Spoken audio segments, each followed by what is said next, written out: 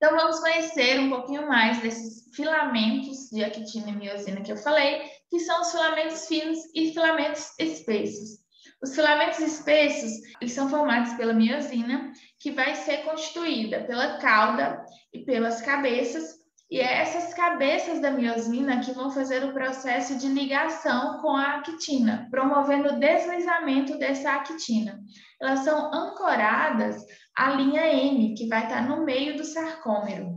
Os filamentos finos, eles são formados por três componentes, sendo um deles as moléculas de actina. Essa actina, ela possui um sítio ativo, a qual a cabeça da miosina irá se ligar nesse sítio ativo. Ela é formada também pelos fios de tropomiosina e pela troponina, que são esses aglomerados globulares.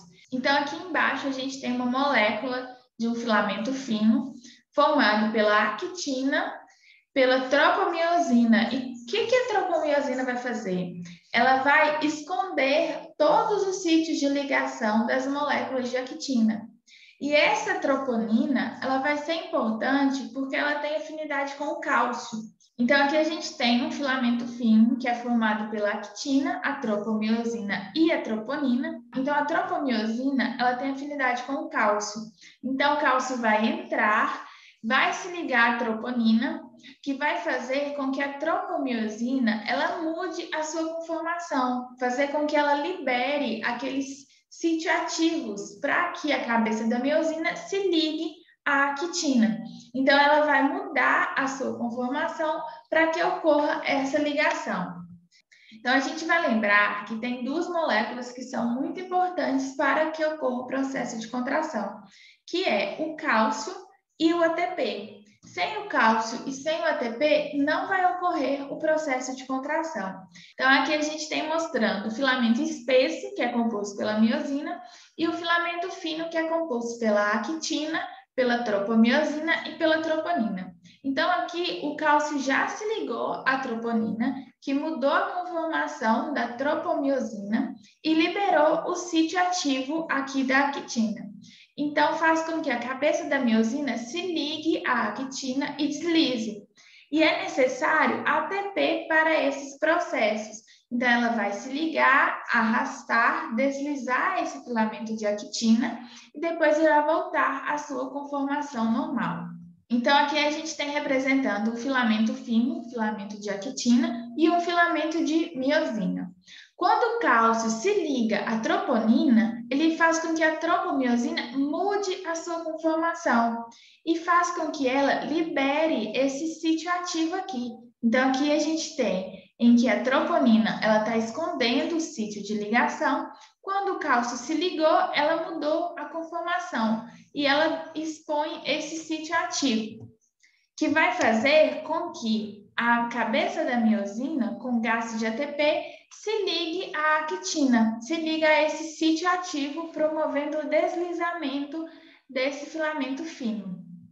E para que ocorra essa liberação do cálcio, que ele saia lá do retículo sarcoplasmático e vá para o citoplasma, precisa de um impulso nervoso. Então, as fibras musculares, elas são altamente inervadas e o nervo motor, ele é responsável pelo estímulo inicial.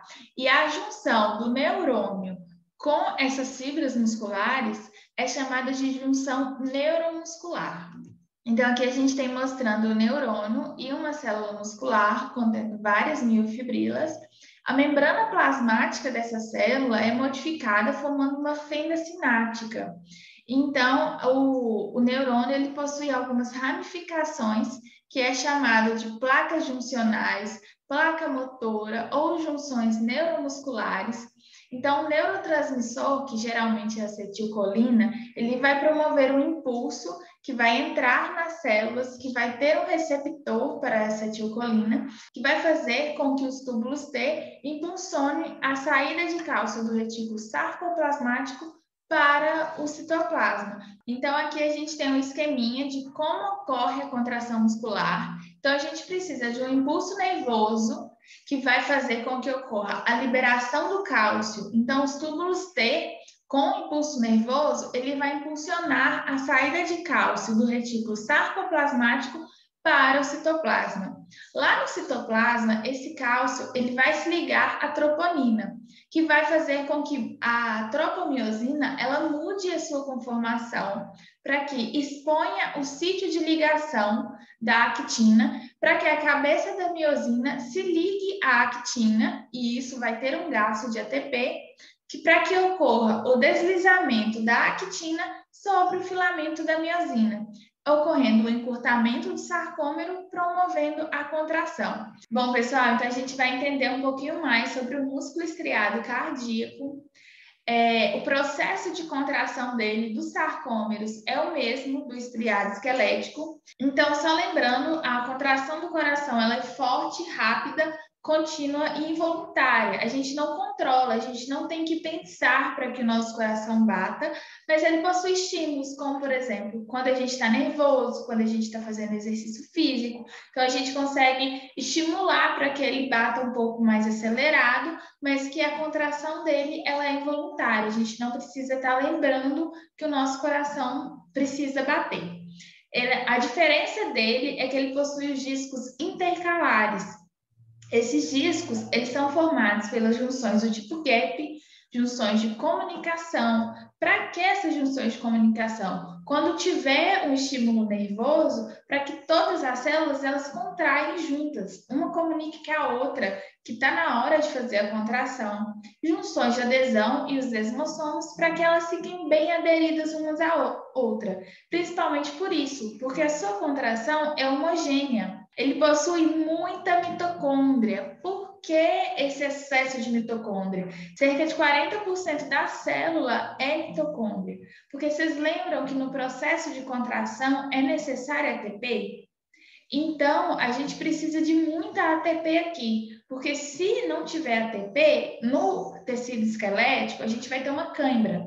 E se faltar ATP no músculo cardíaco, a gente vai ter um infarto. Então, é necessário muito ATP, muita mitocôndria, para que ocorra esse processo de contração. Uma diferença também do tecido esquelético é que ele possui díade. Lembram que no músculo esquelético, ele possuía uma tríade, que é formada por um túbulo T e duas cisternas do retículo sarcoplasmático. Já aqui no tecido cardíaco, ele é formado, então, por uma díade, que é um túbulo T e uma cisterna do retículo sarcoplasmático. Ele tem diferenças histológicas, que é um núcleo central, grande e oval. E os discos intercalares, que a gente consegue ver aqui, são algumas estriações mais fortes que são responsáveis pela adesão, pela comunicação. Então, o músculo estriado cardíaco, ele também possui as estrias, eles possuem os discos intercalares, que aqui no esquema a gente consegue observar melhor, que são essas escadinhas, aqui mostrando a quantidade de mitocôndria que essa célula tem, e os discos intercalares, que são formados pelos desmossomas, pelas junções comunicantes e pelas junções de adesão. Então, quando há um estímulo nervoso, essas células elas precisam se comunicar rapidamente para que todas se contraem juntas. E as células que são especializadas no estímulo são chamadas de fibras de Purkinje. Já o músculo liso são células fusiformes que possuem somente um núcleo, e esse núcleo ele é grande, oval e vai estar no meio da célula, vai estar centralizado. Eles possuem microfilamentos. No entanto, esses filamentos eles não estão organizados daquela forma, eles não formam sarcômeros. Portanto, ele não tem estrias. Eles são envolvidos pela lâmina externa e por várias fibras musculares. Então, aqui a gente tem uma esquematização desse tecido muscular fino, com células fusiformes, núcleo grande, somente um núcleo por célula, e centralizado. E aqui um corte transversal e longitudinal. E o núcleo dessas células, eles são maiores, são mais arredondados e vão estar no meio da célula, vão estar centralizados. Então, se ele não tem sarcômeros, não tem estrias, como que ocorre a contração muscular? Então, aqui é um pouquinho diferente, porque a maioria do cálcio que vai entrar na célula, ela vai vir do meio extracelular, que vai entrar pelas calvéolas, que são algumas mudanças que ocorrem na membrana plasmática para que ocorra a liberação do cálcio. Então, aqui a gente tem representado uma esquematização da célula do músculo liso relaxado e contraído. A contração do músculo liso, ela é em sentido de torção. Então, a gente tem os filamentos finos e filamentos espessos. No entanto, eles não estão organizados como os sarcômeros. E eles são ancorados aos corpos densos, que são algumas proteínas que estão associadas. E a gente também vai ter os filamentos intermediários. Então, aqui a gente tem a contração do músculo liso, em que a partir do impulso nervoso vai ocorrer a entrada de cálcio, que vai ser principalmente pelo meio extracelular, que vai vir das calvéolas, e também uma menor parte do retículo sarcoplasmático. No entanto, vocês lembram que no músculo esquelético, o cálcio ele se liga à troponina? Aqui no músculo liso, ele vai se ligar à calmodulina, formando o complexo de cálcio-calmodulina.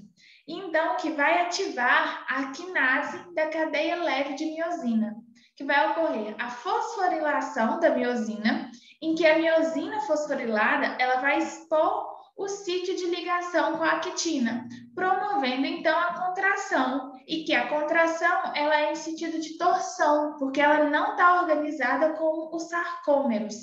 A inervação do músculo liso ela pode ser diferente, a depender do órgão que está localizado. Ela pode ser unitária ou multinitária. Esse unitário ou multinitário, ele não tem relação com a quantidade de fibras musculares, mas sim com a quantidade de neurônios que essas fibras possuem. O unitário possui uma menor inervação. Então, quando ele se contrai, todos contraem junto, porque ele possui junções comunicantes que vão comunicar a célula uma a outra rapidamente para que ocorra a contração todos juntos. E ele também pode ser regulado por hormônios. Então, o multiunitário, ele possui muita inervação. E aí a contração pode ser diferente. Então, esses músculos aqui, eles podem ter uma contração diferente desses músculos aqui, que estão associados a outros neurônios. E como ocorre a regeneração desse tecido? Então, o músculo cardíaco, ele não possui capacidade nenhuma de regeneração. Já o músculo esquelético, ele possui uma pequena capacidade de regeneração, que são as células satélites, que são capazes de produzir novas fibras musculares. Já o músculo liso, ele possui uma grande capacidade de regeneração, portanto, ele pode se multiplicar rapidamente para regenerar um tecido. Bom, pessoal, essa foi a nossa aula de hoje. Espero que vocês tenham gostado. Aqui está a bibliografia sugerida. Qualquer dúvida, qualquer coisa, podem me comunicar por e-mail. Até a próxima!